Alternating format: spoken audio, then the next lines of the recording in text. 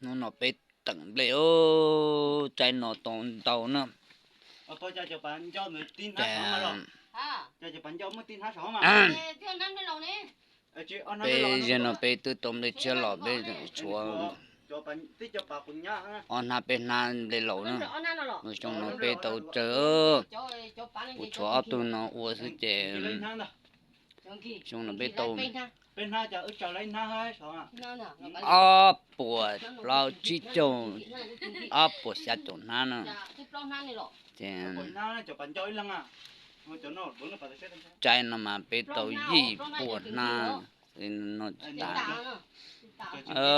chúng nó tốn à bùa tờ mà thì cũng muốn thì nó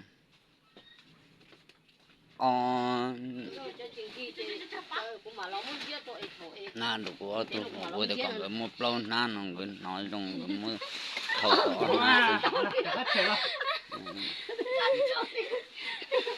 không nhiều đó nó cũng tụm để tạm mà có mà đi làm cái nó này nó ở trên đấy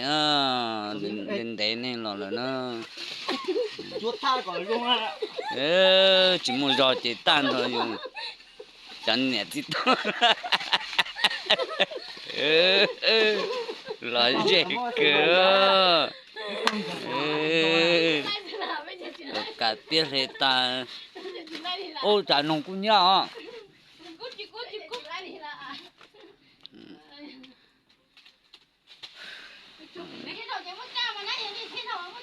mà tăng nó khó cái nữa thôi